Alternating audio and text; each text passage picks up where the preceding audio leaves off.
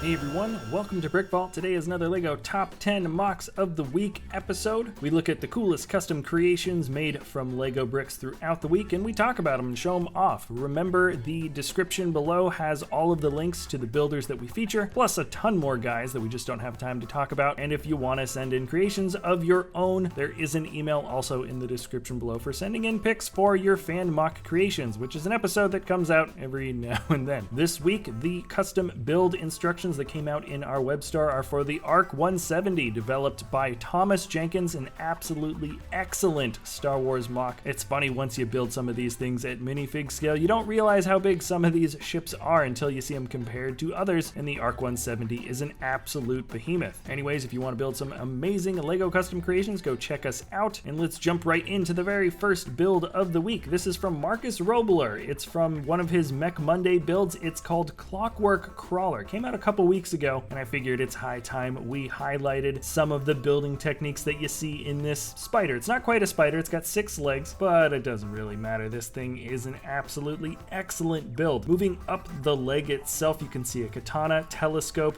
combined with the trumpet, dagger from Prince of Persia, and I believe that is maybe the staff from Loki, or perhaps Ninjago. I'm not totally sure, but anyways, just about every connection point you see in this model is weird and unique, but also very purposeful. We've got a very elegant looking crawler. Number 9, moving down in the build, is a somewhat simple one in terms of building techniques, I would say. This is the Gate of Edoras by Lego. It's a Lord of the Rings build. You can see Gandalf and Frodo, and ultimately it's just a wonderful large slice of life from the Middle Earth. I like the big heavy walls of Edoras here. The gates look great. Also, the entire ground here is completely sloping, and there's a wonderful rocky build for an outpost in the back. You can even see dirt and rock underneath the grass at the bottom, and though I don't see any brand new LEGO building techniques necessarily, I believe the builder honored this little section of the Lord of the Rings quite well. Number 8 fulfills our obligatory Star Wars inclusion for the week. That's a joke, we don't have to include Star Wars builds, but this Imperial probe droid is probably the best one I've seen in LEGO. It comes from Lino Martins, and what's so fun about this build here for me is just when I look at the pieces used for all of the different shapes and proportions, it just feels like this guy used the exact right pieces in the right places at any given time. The domes are always a bunch of different shapes and sizes. You've got the larger 4x4 dome, a minifigure head in black, a 2x2 dome along with the dish, which is I think 3x3, so you have all these different shapes and sizes so close together. The stand is simple, and anyways, we love really highly detailed LEGO Star Wars builds here in the studio, so I just thought I had to shout out the best version of a probe droid, one of the more interesting and cool droids, I think, from the Star Wars universe. Moving on to build number 7. This is a wonderful reimagination of an old LEGO line. Usually you'll see it for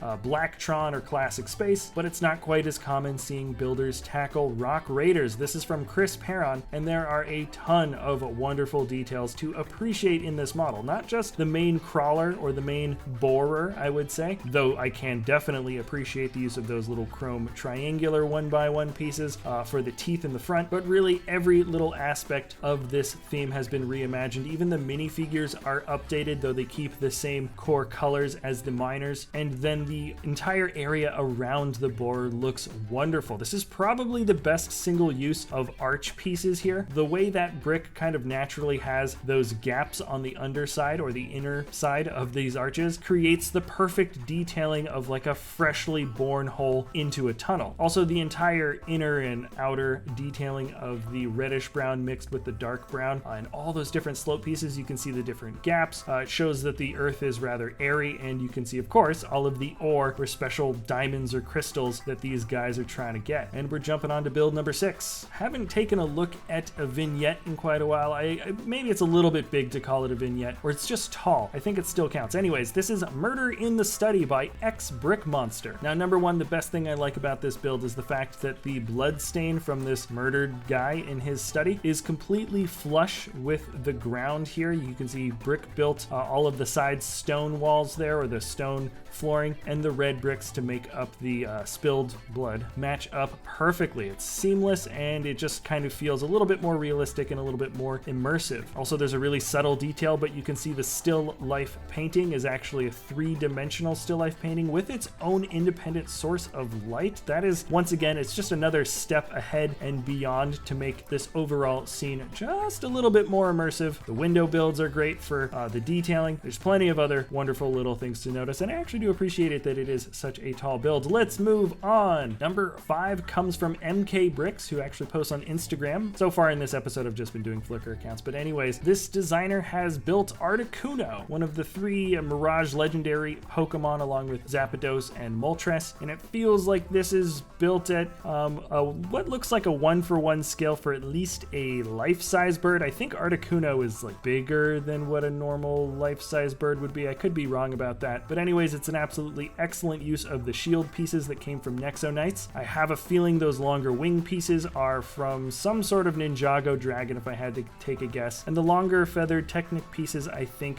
just recently came out in that color for the Spider Mech. Anyways, it's an excellent use of all of those trans bricks that make up the awesome curving of the tail, and we just have a really great looking Pokemon, and I hope he finishes out the other 3 birds to have all together in one display. Moving on now to number 4. A lot of the last builds are actually a little bit small, though the detailing is absolutely wonderful. This here is the Personel AI multi-purpose shell from Oscar Cederwall. It's got that very anime look for these 4-legged creatures. I think that originally came from Ghost in the Shell, but the building techniques are so good here. I believe we have some little Lego tires that are wrapped around a Technic piece, which gives that sort of oval look to the rubber, which isn't really natural. The ski pieces are level with the ground, and the simple slope bricks that match up with the 1x1 flat edge, round edge tiles just make a wonderful clean look. We have some absolutely excellent little sticker detailing. They add a lot of extra personality. Also, the fact that we have some gold in by the eyes. Those are golden microphone pieces for the 2 larger eyes. Absolutely excellent. Really like this little model. And then moving on to another build that also has a slightly blue backdrop, and it's pretty small in detail. This is called Android, simply, by the builder Moko. One of the most praiseworthy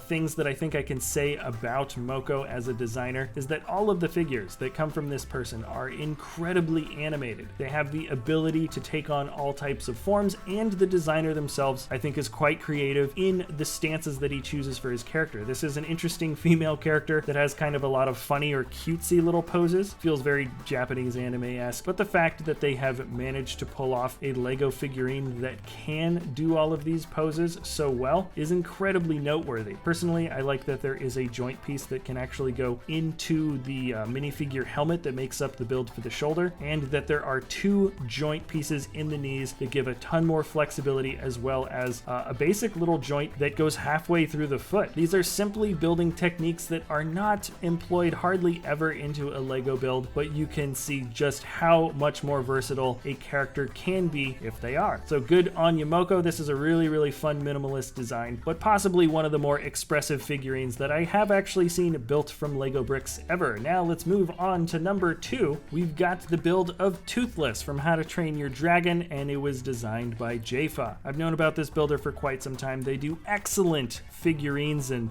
sort of larger brick built characters, and this is, I believe, the first time they have taken on a character that exists from a certain IP and made it look so accurate. I could not imagine if Lego made a How to Train Your Dragon set that Toothless would look even a percentage as good as what this guy has managed to do. The expressions are amazing. The actual face is awesome. I don't know how he created that eye with the little white bar on the inside, but I think this is just an excellent model, because there's one aspect of being able to build creatively and freely, creating awesome and interesting and weird characters, and then there's a whole other also very difficult aspect of building, which is trying to get your bricks to look like a certain figure or a certain ship. So I'm super happy to say that this is an absolutely excellent rendering of the Toothless Dragon, and it just goes to show how incredibly advanced this particular guy or gal, Jayfa, is. I highly recommend that you check out all the Flickrs that are linked in the description below. I'm sure you will not be disappointed by the awesome builds that these people come up with. And now for the last build of the week. I hope I'm saying this right. It's called Lond Dare by Barthez Brick. This is one of the many builds that are part of the Second Age collaboration. So this is a town that exists in the Middle-earth universe, and there are just about a million things to appreciate about this build. Going sort of from left to right, the sail ship is amazing. I really like the build for the hull, and I don't think I've ever seen a rounded up or sort of rolled up sail build quite like this. The slope pieces kind of create this little loops, and he tied strings around each of those edges to make it look like the sails are wrapped up. That was an excellent choice. I like the build for the base of the pillars that come up. There's sort of those extra bits of support, and then those openings for the windows are so small, but they have a very distinct and kind of ominous look there. I like that a lot. There's some kids making a sandcastle, even some guy, I think, carving a statue out of wood. I have to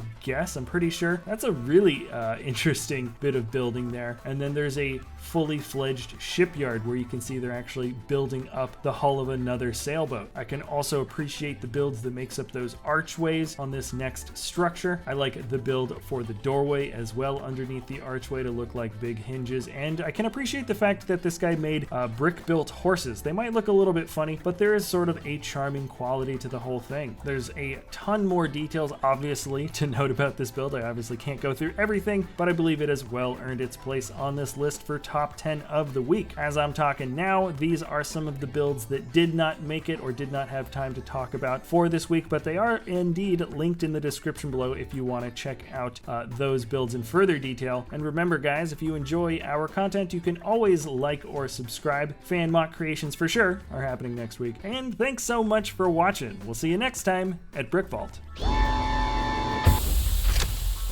Hey guys, just popping in really quick, letting you know that we do have a Lego web store, www.brickvault.toys, where we sell the instructions, the PDF step-by-step instructions for some very, very high quality MOCs. I highly encourage you guys to go check it out if you want to help support us here at the channel, or the designers that spend their time building some really, really amazing creations. That's www.brickvault.toys. Thanks a lot for hanging out, and we'll see you next time at BrickVault.